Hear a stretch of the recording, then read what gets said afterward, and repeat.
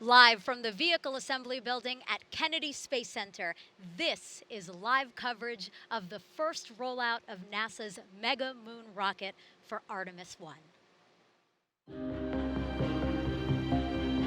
Through Artemis, the twin sister of Apollo, we are returning to the moon. Artemis 1 will be the first flight test of each of these components. United together, this is the first of Artemis's arrows, capable of ushering in the next chapter of human lunar exploration.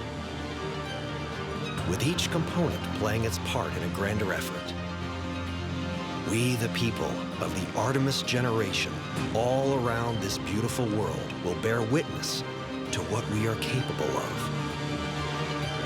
Together, we are going back to the moon.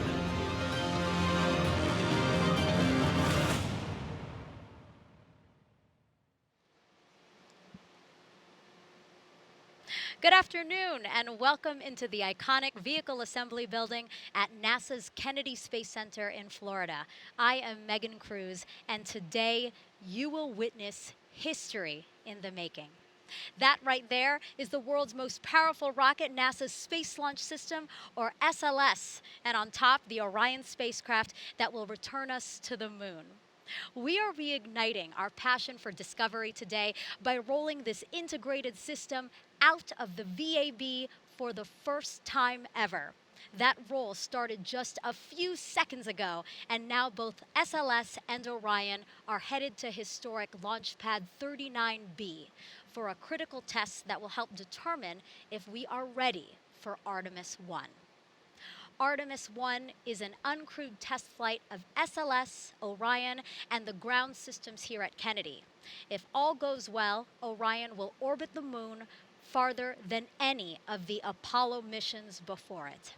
Artemis 2 will have astronauts on board when it orbits the moon, and then Artemis 3 and future missions will land the first woman and person of color on the moon's surface. The last time a person stepped foot on the moon was 50 years ago for Apollo 17, and that was the last time a moon-bound rocket left the Vehicle Assembly Building.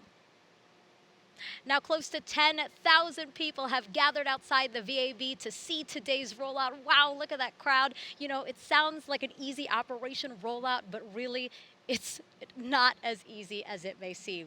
Together, the rocket and spacecraft stand just taller than the Statue of Liberty. As you can imagine, you need a pretty impressive machine to move it all.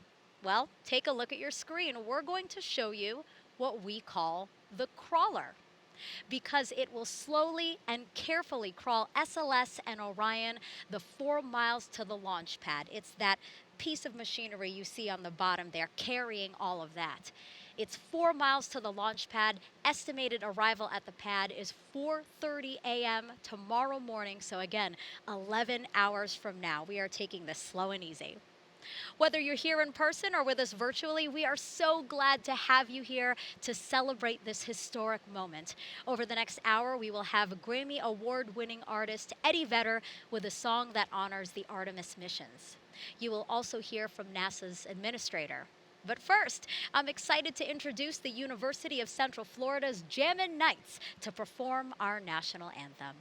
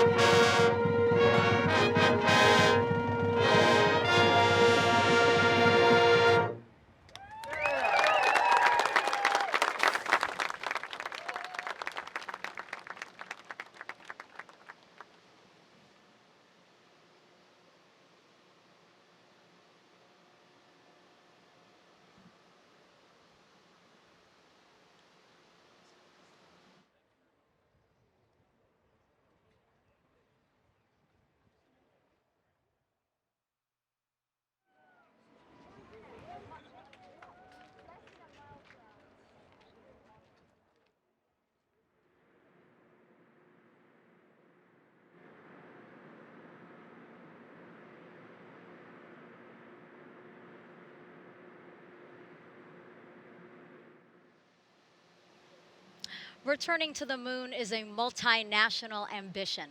The tireless work of more than 70,000 people across every state of our country and also different countries around the world. SLS and Orion parts were brought to Kennedy Space Center via trains, planes, ships, and vehicles for final assembly in High Bay 3 behind me. We are at Kennedy Space Center. Every piece of hardware necessary to return to the moon is now here.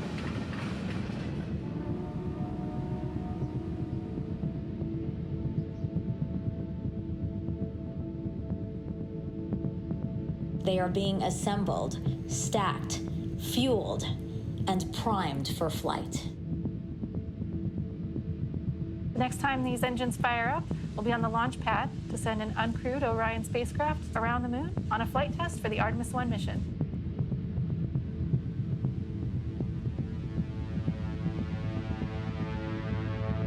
It's been a journey of 1,000 miles from factory floors all across this country and around the world to here.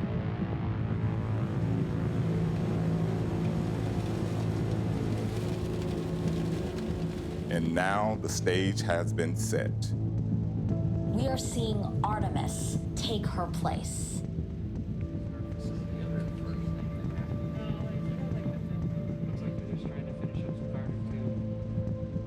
The framework to support the enormity of this moment can't be measured in renovations and rehearsals alone. But in the testing of a metal found much deeper. With each segment built upon the one before it,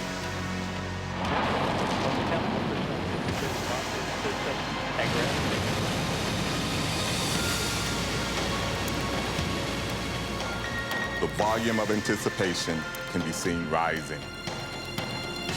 For in addition to certifying what a host of testing has already previewed,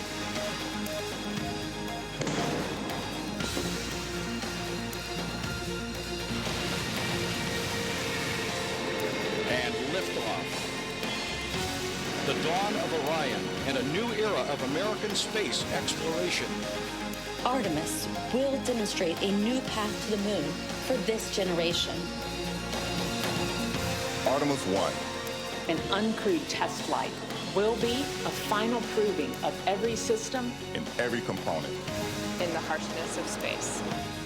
A mission that, when successful, Will open the door for the moonwalkers and lunar experiments that so many have hoped and dreamed about. We are going.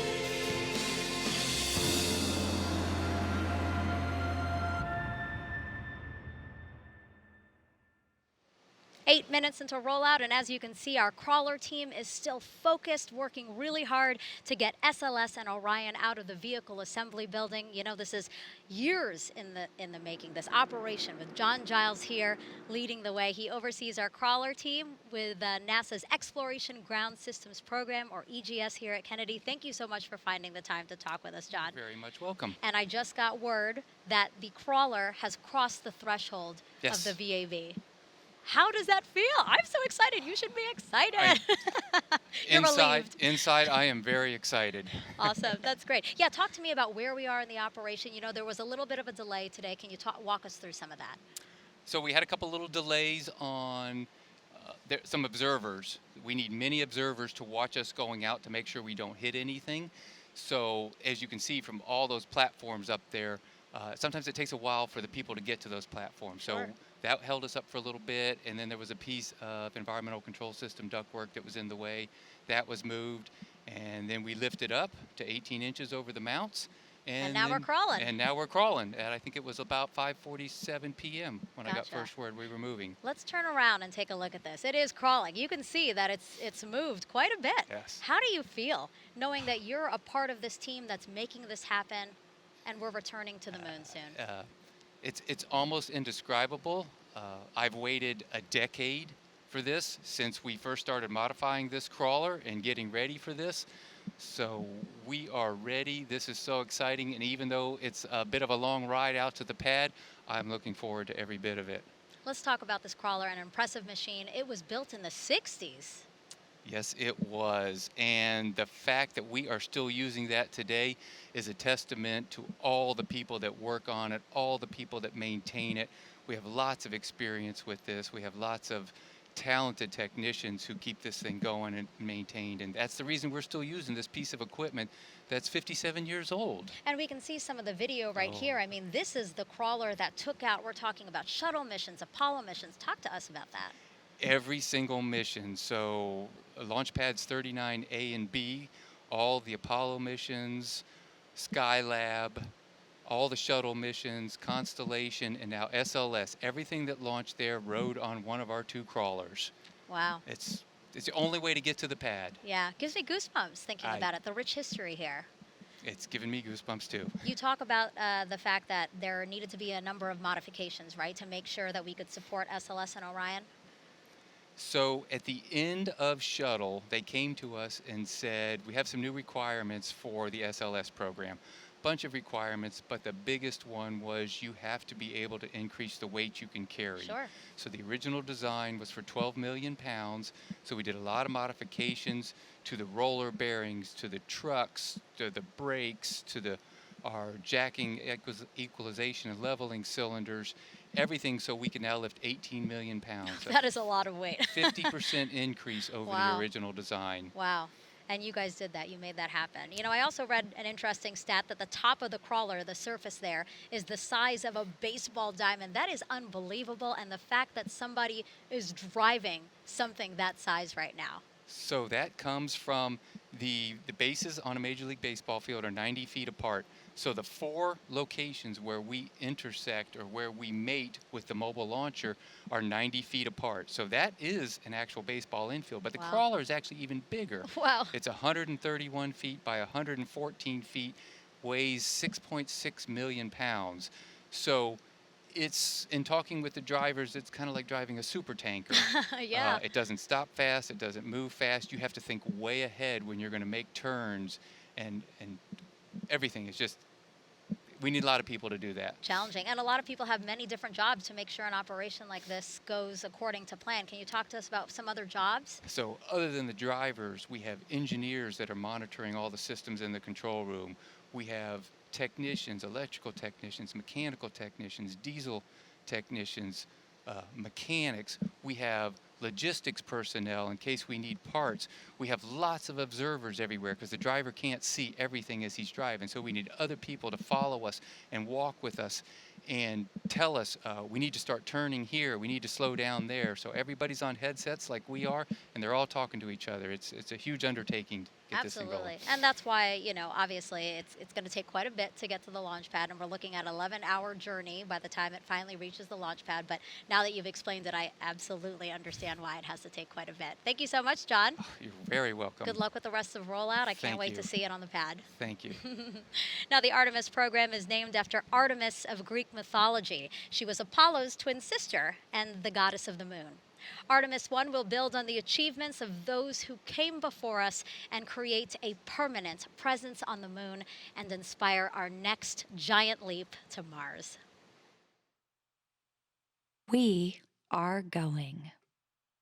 The history of this agency is marked with broken barriers, once viewed as impossible, with science fiction turned reality, with innovations that have spun industries all their own, and with demonstrations of peace for all humankind.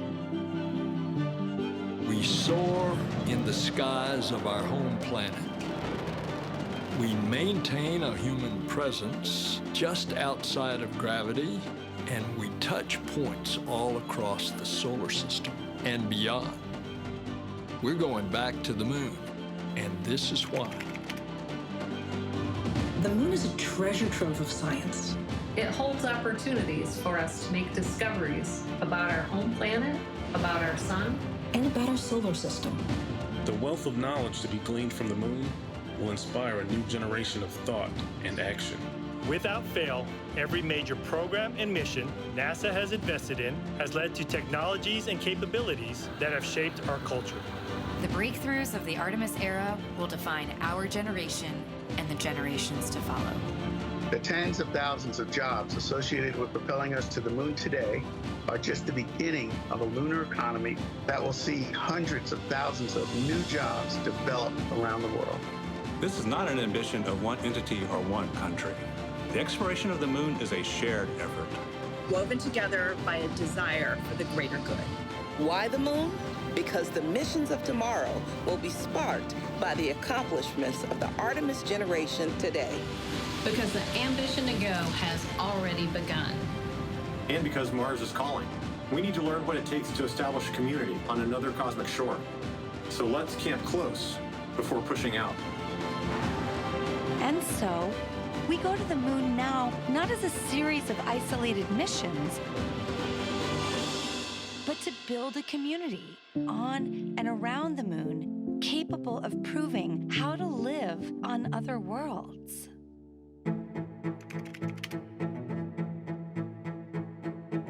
We'll use the lessons from more than 50 years of peaceful exploration to send a new generation to the lunar surface to stay.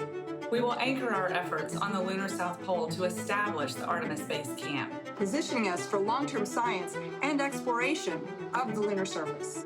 We will prove what it takes to assemble a complex ship in deep space. We will perfect descending down to and returning from a distant surface. We will learn how humans can survive and thrive in a partial gravity environment. With improved spacesuit designs, mobile habitats, and with reconnaissance robots pre-positioning and relocating supplies. We will learn how to utilize the resources we find on these other worlds, starting with finding water ice and purifying it into drinkable water. And refining that into hydrogen for fuel and oxygen to breathe. We will establish fission power plants on the surface of the moon, capable of supporting a growing community of efforts. And we will expand the logistics supply chain to enable commercial and international partners to resupply and refuel deep space outposts. None of this is simple or easy, but nothing in our history ever has been. The Eagle has landed. We got a bunch of guys about to turn blue. We're breathing again. Thanks a lot. This kind of continuous lunar presence is a natural extension of all that we've learned in low Earth orbit. And what we will accomplish there will ensure the monumental missions to Mars are within reach. As we ready the launch of the first Artemis mission, and as commercial companies ready their lunar landers for the first private payload deliveries, we have already begun to take the next step.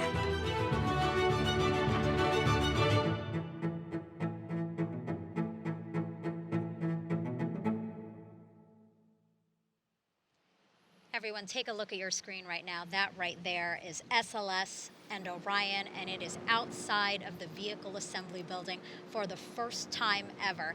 It is giving me goosebumps just to say that, seeing it poised there. This is a historic moment, a big moment. We will remember this day for a very, very, very long time. Again, that's a wide shot we have there. You can see it outside. Again, that iconic vehicle assembly building.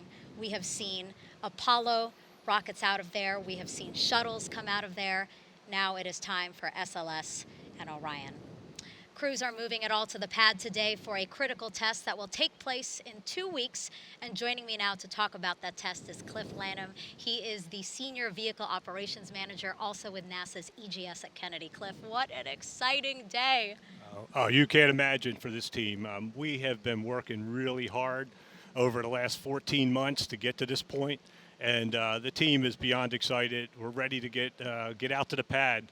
There's 21 million pounds of hardware between the crawler and the mobile launcher and the Artemis headed out to the pad, so we're ready to go. This must mean so much to your team. I mean, you guys are in charge of really everything, right? Talk to me about what EGS is in your role. So EGS, Exploration Ground Systems, is one of the 3 sister programs that's responsible for getting us back to the moon. And from our standpoint, we are responsible for development of the pad, the mobile launcher, the crawler, and doing all the facilities and the ground support equipment that's responsible for supporting build up and testing of the rocket. So we do that, but in addition to that, we're responsible for operations as far as assembly, test, and checkout of the rocket. We also are responsible for launching the rocket, and then we're also responsible for recovery of the crew module out in the Pacific after splashdown. That's a lot. So this is the start of a lot that we are looking forward to. Yes. That's wonderful. And, you know, now the rocket is on its way to historic launch pad 39B. Yeah, a lot of rich history there. Right. Oh, absolutely. 39B, actually, that's where Apollo 10, the precursor for Apollo 11, the first moon landing, started. We've done 3 Skylab launches from there, 51 shuttle launches, and also a Constellation test launch. So a lot of action has occurred out there at Pad 39B. So it's headed out there for a wet dress rehearsal. Can you tell people what that is? Absolutely. Wet dress rehearsal is a major test for us where we're actually going to load over 700,000 gallons of propellant, liquid hydrogen, liquid oxygen into both the first and second stages, so the SLS and the ICPS in this case. The team will run through a countdown, so they'll start about 8 hours prior to what is called T0, and they'll actually go through their procedures for a countdown. They'll get down below a minute, and then they'll recycle that count to practice that as well, up to 10 minutes, and then they'll count back down to less than 10 seconds when they'll stop the test, and that'll be the end of the test, drain the vehicle, and evaluate the information and see how we did. Yeah, so you guys have to have a successful wet dress rehearsal, right, before we can announce a date for Artemis 1 launch? Correct. So what they'll do, they'll spend a week or two evaluating data. They'll know pretty soon during the test, hey, we're meeting our objectives. But it will take probably 1 to 2 weeks before they'll be ready to say, hey, the test is fully successful and we're ready to start thinking about setting a launch date. Okay. So today is a big day because we are getting to that final test that hopefully soon we will know when Artemis 1 launches. Absolutely. We're very excited about it. And again, this is the next big milestone for us, getting to the moon. So. Yeah. Well, good luck with everything. Good luck with the wet dress. Good luck with the rest of the rollout. And I'm excited. I hope you are too. I am too. Absolutely. Perfect. Thank you so much. I appreciate it. All right. We're now about 25 minutes into rollout, and we're seeing more and more of the crawler, the mobile launcher, SLS, Orion. Wow, look at that there. What a beautiful view. And I do want to talk a little bit about the mobile launcher there. That's that structure that you see that's holding up the rocket and the capsule. So the mobile launcher, or ML, is what fully assembled and processed SLS and Orion. The crawler is going to leave both the ML and the integrated rocket on the pad because the ML will supply SLS and Orion with things like power, communications, and fuel before launch. And then SLS will lift off from the ML. And when we fly crew on later Artemis missions, they will use a walkway called the Crew Access Arm on the mobile launcher to get into Orion. Now, like the crawler, there are a lot of people on the mobile launcher right now. There are about 65 people allowed to be on there during this operation, and they'll go on and off as needed. People like engineers, technicians, safety personnel, and the 2 elevators on the ML, this is really interesting, they will be turned off for this operation. So if anyone needs to go to the very top there, that is going to be quite the walk. All right, how about we check back in with the crowd outside? You know, we had some rain yesterday, but luckily the weather today is gorgeous, dry, sunny, beautiful. You know, so many people excited to witness this historic rollout. Again, I'm told nearly 10,000 people are out here, many of them Kennedy Space Center employees with their family and friends. Right now, they can see, again, all of SLS and Orion in its glory. It's just a beautiful sight, and for those out here today, it is a very lucky and blessed opportunity to get to see this outside of the VAB.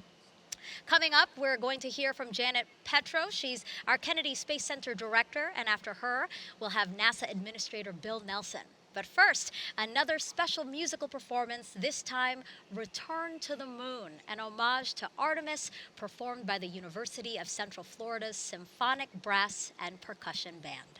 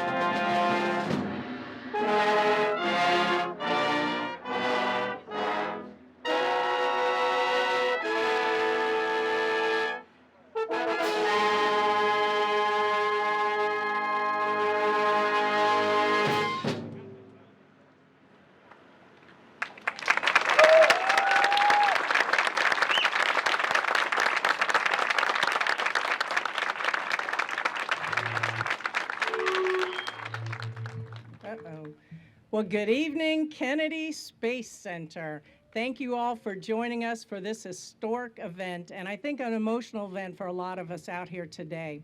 I am so happy that so many joining us today with our workforce, our loved ones are joining us out here today, as many of you also have made so many sacrifices over the years to get to this milestone. This year, Kennedy Space Center celebrates 60 years supporting America's space program. And as we take some time to reflect on the 6 decades of science and exploration, it really seems fitting that we look ahead, celebrate this milestone, our first step to returning to the moon. You know, every single vehicle that has carried humans beyond the bounds of low Earth orbit has undergone integration and testing in that vehicle assembly building, crawled down this roadway and launched right here from the Kennedy Space Center.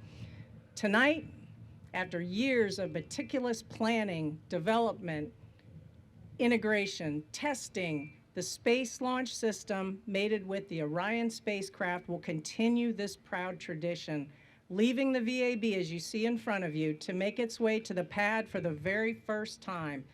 And just as all eyes are on the SLS tonight as it makes its journey, in a few short weeks, all eyes are going to be on the sky as it rocks the Space Coast and takes its maiden flight around the moon and then comes back. You know, 60 years ago, Kennedy Space Center was established to meet the challenge of landing a man on the moon and returning him safely to Earth. Through Artemis, we will see the first woman and the first person of color on the lunar surface. We'll develop and implement the science necessary for a long-term human presence in deep space, and we will utilize this knowledge to prepare for future human missions to Mars. Today we honor that legacy for those who paved the way before us, and as we blaze a new trail and contribute to a new chapter in our history of our nation and of this agency.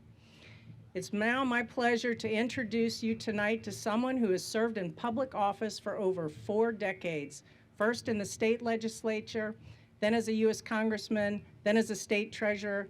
He was elected 3 times to the United States Senate and represents my home state of Florida for 18 years. And in 1986, he flew on the 24th flight of the Space Shuttle, where he served as a payload specialist on STS-61 aboard Space Shuttle Columbia. His passion and his commitment to the agency and its mission are helping NASA to continue to advance the frontiers of knowledge and exploration. So please help me and join in welcoming our NASA Administrator, Senator Bill Nelson.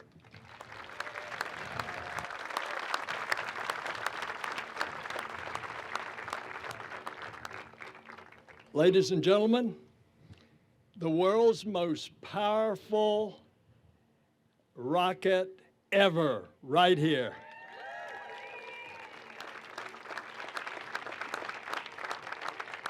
And it's back to the moon and then on to Mars.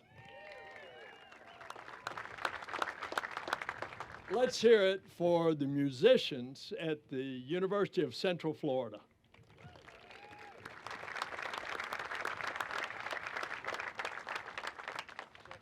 I want to give a shout out to the more than 24 members of the Crawler Transporter team. They are transporting SLS out to the launch pad, and the team is led by Bob Myers, who is at the wheel of the crawler. Across the nation are sacred sites that capture the spirit of America's character, and one of those places is right here, the Kennedy Space Center. At these launch pads, remarkable individuals achieve unthinkable things. And 60 years ago, an American pioneer propelled upwards to the heavens from Launch Complex 14. And that legendary explorer is John Glenn. That spacecraft, Friendship 7, orbited the Earth 3 times. And that was the day that America's space program went full throttle. It gave way to the Apollo generation. That generation not only landed the first humans on the moon, it provided the spark that fuels today's multi-billion-dollar satellite industry. It encouraged young visionaries and kicked off a technology revolution. The modern computing era is one example. And we are very privileged to have one of those Apollo astronauts with us, General Tom Stafford, Apollo 10.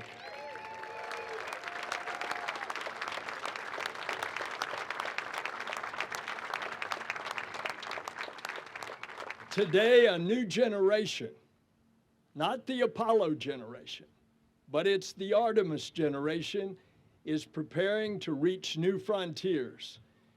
This generation will return astronauts to the moon, and this time, we will land the first woman and the first person of color on the surface to conduct groundbreaking science. NASA's Artemis program will pave the way for humanity's giant leap, future missions to Mars.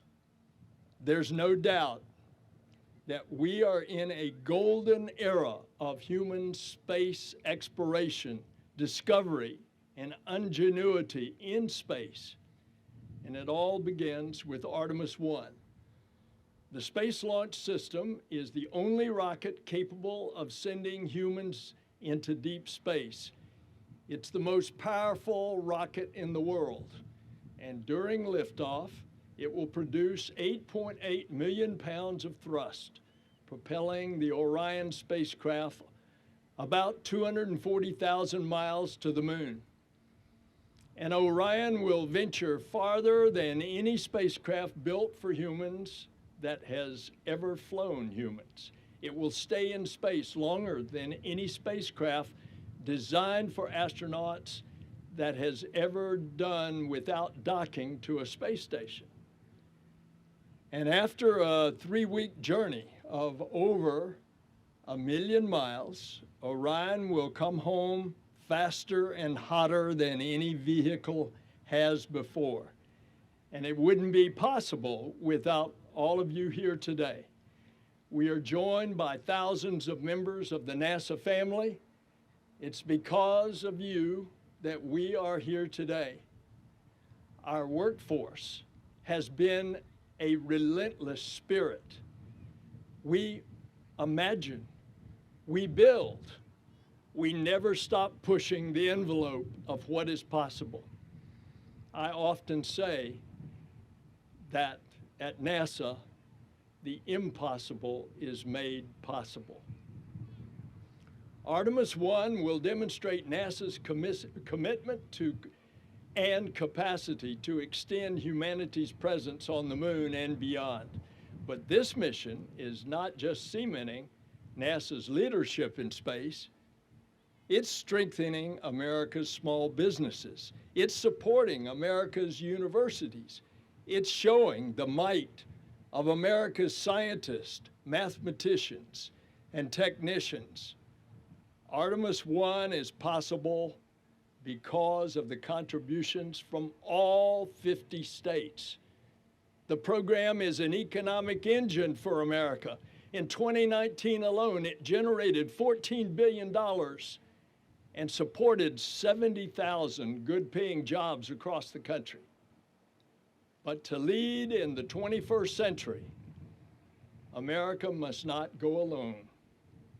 We must accomplish our goals together. Artemis represents global ambitions and participation from 5 international partners. The European Space Agency provides the European Service Module, the powerhouse of the Orion spacecraft that provides electricity, propulsion, thermal control, air, water to Orion in space. This is a critical partnership that not just for Artemis 1, but for the future Artemis missions as well. And that's just the beginning. Thanks to the international collaboration, 3 so-called passengers will fly on Orion. Zohar and Helga, named by the Israel Space Agency and the German Aerospace Center, are two female mannequins. Their jobs are to provide data on radiation levels during the mission. The third passenger is a male mannequin whose name was decided by more than 300,000 people in a naming contest. And his name is Commander Munikin Campos, honoring Arturo Campos, the late member of the NASA family. Arturo helped bring the crew of Apollo 13 safely back to Earth. And a surprise, Snoopy in his orange spacesuit will hitch a ride. We're also taking advantage of additional space on SLS to launch several CubeSats in cooperation with the Japan's Aerospace Exploration Agency and the Italian Space Agency. Humanity's drive to explore the cosmos is not bound by border. Discovery strengthens diplomacy. This mission, this program, will build a global alliance that explores deep space for the benefit of all. And of course, Artemis I will be a major step, but our journey is far from over. This will be the first in a series of increasingly complex missions. In 2024, for the first time since Apollo 8, astronauts will return to the moon on Artemis II. The astronauts will fly in lunar orbit, venturing farther into space than any humans have ever before. And these are not a series of isolated missions. Each will be a groundbreaking complement and component to build the presence on and around the moon and eventually beyond. And none of this is easy. Nothing NASA dares to achieve ever is. But as we have shown with this pandemic, NASA knows how to press forward. Artemis personifies why NASA needs continuity of purpose. Our missions have not achieved and were not achieved just by a single administration, but across many administrations. And I'm proud President Biden has shown strong support for these missions. And every breakthrough should be seen as a triumph for our country and all of humanity. And when the next humans walk on the moon, I hope that every single child around the world, I hope they see themselves in this new generation of explorers. NASA's history has become intertwined with the never-ending American story. The sky has never been the limit for NASA. This is our opportunity to make limitless potential of every American. It's past time to bring down the barriers that limit opportunity in underserved and underrepresented communities. It's time to anchor fairness as a core in every component in every NASA mission. Artemis missions should show every child that they can dream it. If they can dream it, they can be it. And perhaps they will one day join the NASA family as a technician or a mathematician. Maybe they'll walk on the moon or be the pioneers who venture onward to Mars. This is what NASA does best. We unify, we discover, we inspire. And from this sacred and historical place, humanity will soon embark on a new era of exploration. Aboard this spacecraft will be a flash drive. It will hold the names of over 1 million individuals from around the world That flash drive will contain more than names. It will represent our stories, who we are, the child who imagines themselves soaring in the skies, the student who burns the midnight oil at the library so they can build a rocket and a spacecraft like this one, the NASA employee who gazes up at the moon every night, knowing that their work will soon return humankind to the lunar surface. And when this monster rocket lifts off, it will carry all of our greatest hopes in the heavens. Every single person who dreams of discoveries will see many more in our lifetime. I want to thank all of you, all of these workers, the whole space team, the family of NASA, and may God bless you and the Artemis to the moon and then to Mars. God bless you.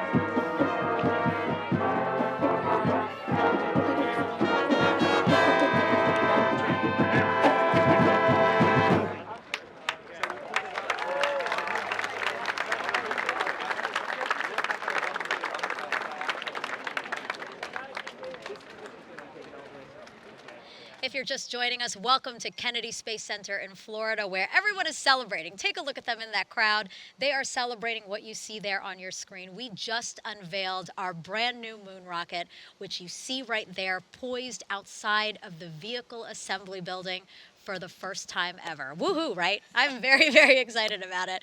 NASA's Space Launch System, or SLS, is the most powerful rocket in the world, and sitting on top is the new Orion capsule that will fly us back to the moon.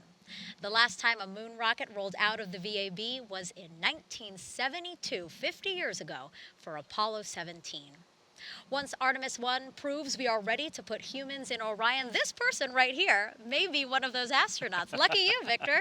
Victor Glover, everyone, thank you for being here. Thanks, Megan. It's great to be here. How do you feel being here? Let's take a look right here. This rocket's almost out of view. It's on its way. It's going. That's what we came here for, though, and it is a great day. And, you know, honestly, the most important thing that I can say is I'm just really happy for all the folks who worked hard to make this a reality, and I'm here to celebrate with them and also to celebrate them. It's a great day. When you found out that you were going to be here for a rollout, were you like, yes? I was going to be here for a rollout no matter what, even if I had to pay for my own ticket. But yeah, when I found out I get to do this, I was like, yes, because it's just a special place for me. I love Kennedy Space Center, and especially when there's a rocket out on the crawler way. Yeah, just seeing the rocket here, does it make the Artemis mission seem more real? Always, always. There's, you know, in the astronaut office, we tell people, hey, if you ever have a chance to go see space flight hardware, go do it. Doesn't matter what it's for, go see it. It helps you do your job better, and that's absolutely true today. I've seen a lot of, PowerPoint slides and read a lot of briefings about this, but to see it all stacked on the mobile launcher, on the crawler transporter, it just makes it so much more real. Oh, absolutely. And you're, again, one of the lucky few. 18 astronauts were chosen for the Artemis team. How does it feel to be part of that team? Honestly, you know what? I've talked to folks a lot about this today, and when we make that call for Artemis 2, when we tell the crew that you're go for translunar injection, we're saying, hey, everything is good, go to the moon. Whatever position I'm in, whether it's at home on my couch, whether I'm on the Houston side of that call, or if I'm in space on that side of the call, it doesn't matter. To be a little part of this and to get to help in any way is really, truly an honor. And so the whole Artemis team and really the entire astronaut office, it's all of us are, honored to be able to help out and make this hardware and software a reality. So I'm excited for whoever gets to do it. And whatever part of that call I get to be on, I'm excited for the crew that actually gets to go. Yeah. When they go, I'll be excited for them. Excited? Are you also anxious? I mean, the moon is a lot farther than the ISS, and I know you've been to the ISS. Absolutely. And that's a good point. It's 1,000 times farther, right? The ISS orbits at 250 miles. The moon's 240,000 miles away. And so it's interesting. I like to say it's not just 1,000 times farther, but it's probably 1,000 times more complicated of a mission. So many more things have to go right. And it's also, when we add Artemis 3 and we're going to the surface now, you have to get from the surface of the moon back to lunar orbit, which is like the equivalent of launching a low Earth orbit mission from Earth. So very complicated mission, and so we have a lot of work ahead of us. But we're going to get it done, and it'll be all starting with this one, with Artemis 1.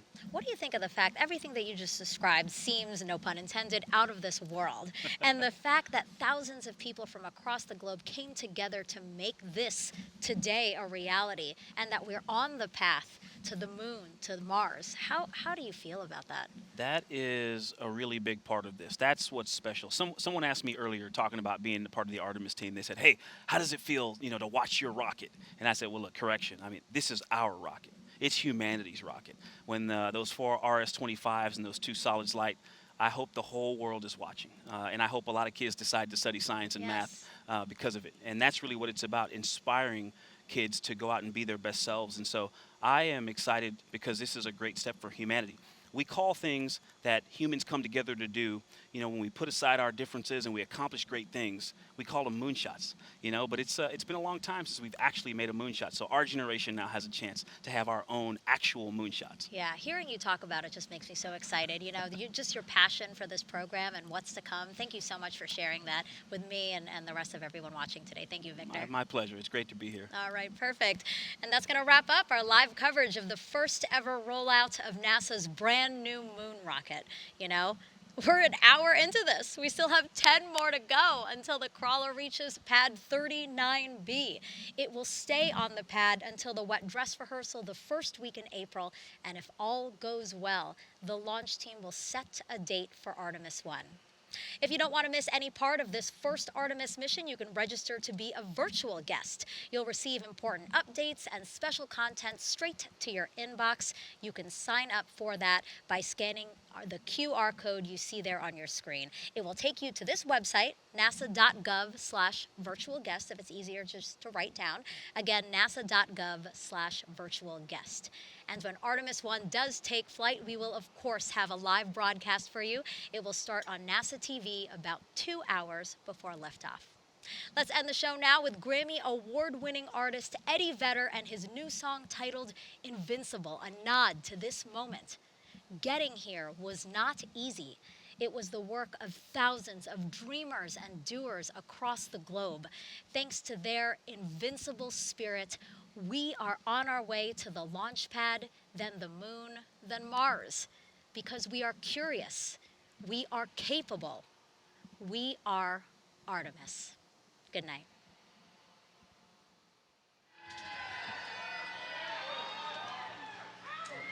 Let's go on with a few. We're gonna just play a few new songs on you. Try them on, see if they fit.